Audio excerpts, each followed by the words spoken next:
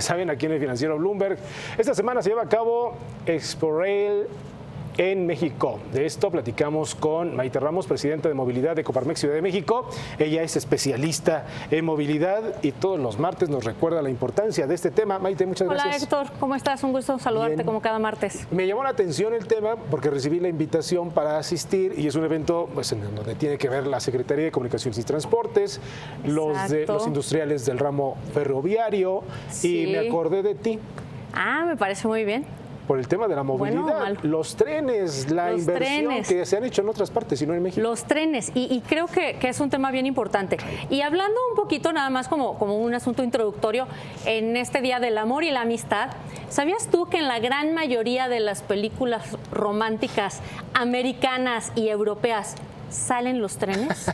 No me había puesto a pensar en eso. Sí, es en casi todas, por no decir en todas, porque no, pero en un alto porcentaje salen escenas en trenes, se conocen en trenes o se mueren en trenes o se persiguen en trenes o en metros, pero mucho el tema ferroviario, sobre todo en las películas francesas.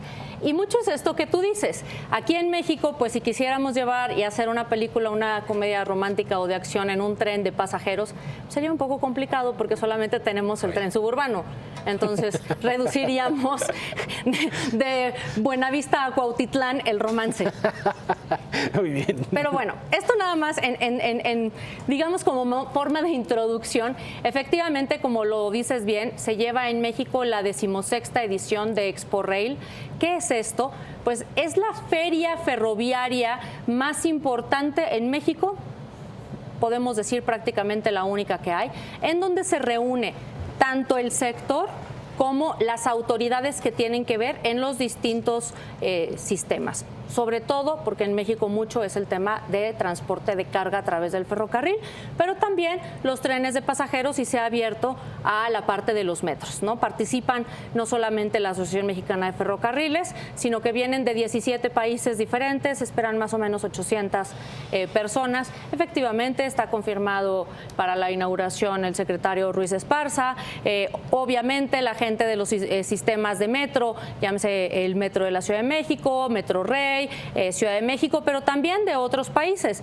Viene la gente de Barcelona, de Madrid, obviamente de Latinoamérica. Y bueno, hay temas interesantes que se van a empezar a discutir. ¿Cómo cuáles? ¿No? Cosa muy triste. Hay todo un tema de análisis de inversión en transporte de carga ferroviario.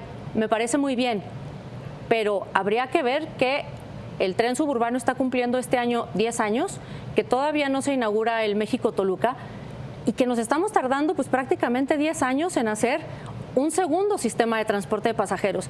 Espero que no nos vaya a tomar otro sexenio u otros 10 años ver el tercero, porque estamos yendo muy lento. Pues como van las cosas económicamente, acabamos de hablar con Pedro Tello, especialista en economía, sí. Nos decía que lo escuchaste. Muy complicado. Un tema de recesión, probablemente, si las cosas siguen así. Sin duda. Lo que pasa es que aquí yo creo que nos equivocamos en dos cosas. La primera fue cuando creemos que el gobierno tiene que hacerse cargo de absolutamente todo y no solamente de poner las reglas, sino que operó y maloperó por muchos años lo que fueron los ferrocarriles en México. Se toma después una decisión contraria a lo que se estaba haciendo en el resto del mundo, donde en el resto del mundo hace 20 años se tomó la decisión de invertir mucho más en ferrocarriles. Nosotros apostamos por las carreteras. Tan es así que hoy la gran inversión en infraestructura se va a la construcción de autopistas y apostamos por el transporte a través de las autopistas en un país que tiene una extensión muy grande y donde sería mucho más sencillo el haber crecido las vías ferroviarias y lo que teníamos ya, tanto para pasajeros como para carga.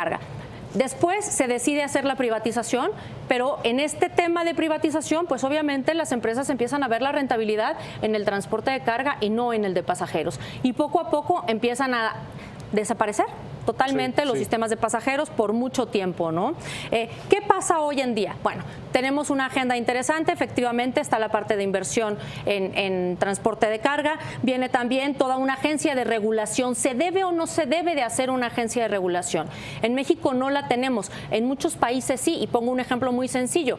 España, por ejemplo, tú tienes a Renfe que opera, pero tienes a Adif, que es la que hace la inversión en la infraestructura y además la que ve y revisa la gestión de la explotación. Entonces no eres juez y parte, y aquí en México no lo tenemos y hoy en día lo hace la Secretaría de Comunicaciones y Transportes, ¿no?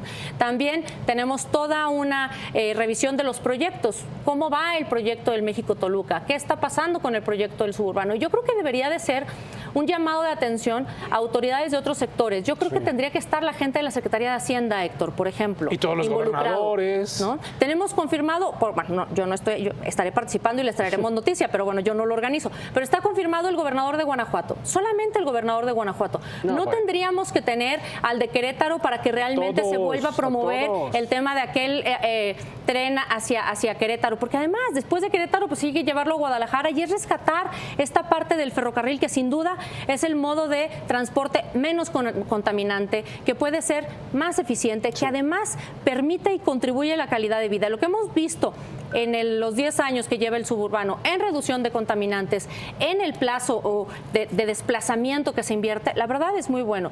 México-Toluca, por ejemplo, en 39 minutos vas a estar llegando desde Observatorio hasta Sinacantepec, ¿no? En unos cuantos minutitos estarás en Santa Fe, después en Lerma, en Toluca, en el aeropuerto. O sea, son conexiones. ¿Para cuándo estaría?